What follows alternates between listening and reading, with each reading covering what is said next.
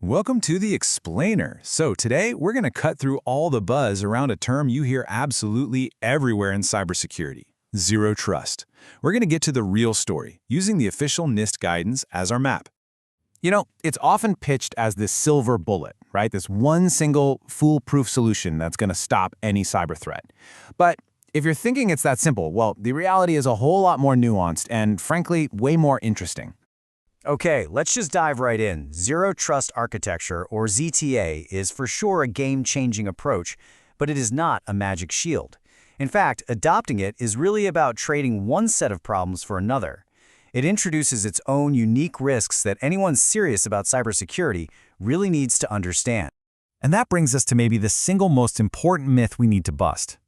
A zero trust architecture does not mean zero risk. It's a really common and pretty dangerous misunderstanding. What it really does is it fundamentally changes the nature of risk inside your organization. Think of it this way, that the attack surface doesn't just poof, vanish. It just shifts. That old castle and moat security model is gone. But attackers don't just give up and go home. Instead, their entire focus shifts from trying to get over the wall to attacking the very machinery that makes zero trust run. So if the old targets are gone, what are the new ones? Well, the NIST framework is incredibly helpful here. It's very clear about the specific threats that pop up in a ZTA environment. Let's break down the big ones. Okay, the heart of the entire operation is the policy engine. You can think of it as the brain, deciding who gets access to what. So the critical threat becomes, what if an attacker could poison that brain? If they can compromise its decision-making, they can trick the system into holding the door wide open for them.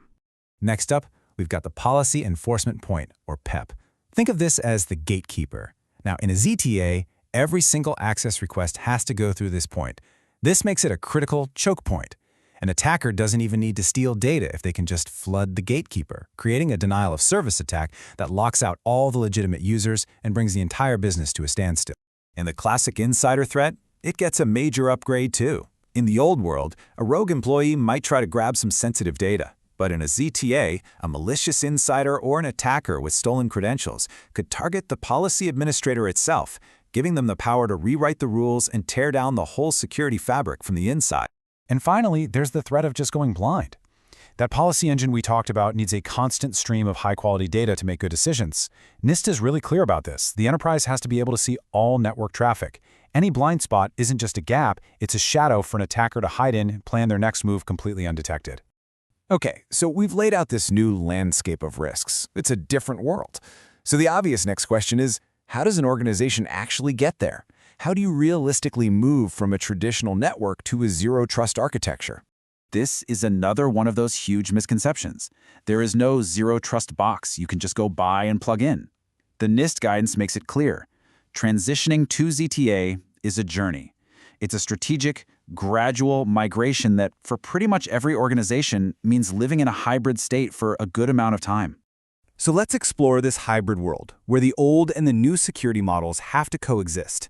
Because understanding this messy middle is absolutely key to any real-world implementation. This is the world most of us grew up in, the traditional perimeter model. You had a trusted inside and an untrusted outside. The big problem? Once you got past that firewall, you were inside the implicit trust zone. Everyone and everything in there was basically trusted, which, as you can imagine, was a huge vulnerability.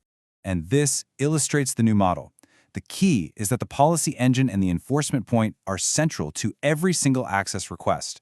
Trust is never just assumed, it's constantly evaluated and calculated for every single transaction based on a whole bunch of data. So what's really happening here is this massive philosophical shift. We're moving from a hard-shell soft center model, where your network location was your security, to a model of granular, per-request access. Trust has to be explicitly verified for every single action, because the whole game is changed. We now assume attackers are already inside. Identity, not location, is the new perimeter. Now, for nearly every real-world organization, these two models have to run side by side, sometimes for years. And this hybrid state is the reality, and it's really challenging. Why? Because you're managing two different sets of security rules, which doubles the complexity and creates a risk of gaps opening up right between the old and new systems. So how do you manage a journey that complex?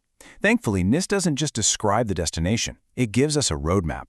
It outlines a clear, repeatable deployment cycle that can guide the entire migration process. Now, what's so fascinating about this is that it's a continuous cycle, not a straight line to a finish line. You start small, you identify one critical process, define policies for it, deploy a solution, and then watch it like a hawk. Then, once it's solid, you expand to cover the next workflow, and you repeat the entire process. It's an incremental journey of constant improvement. All right, we've covered the new threats, the reality of the hybrid world, and the official roadmap for migration. So after this deep dive, what are the crucial takeaways for you? What do you really need to know? Here are the 5 big ones to lock in. First, zero trust shifts risk, it doesn't just eliminate it. Second, protecting the ZTA components themselves is the new critical mission. Third, remember that migration is an incremental journey, not a sprint. Fourth, that hybrid model is the real-world standard. And finally, see deployment as a continuous cycle of improvement, always repeating and refining.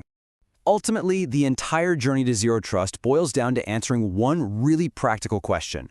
Where do you start? So think about that. In any organization, what is that one single workflow that's so critical it has to be the first step? Identifying that is the key to turning all this theory into reality.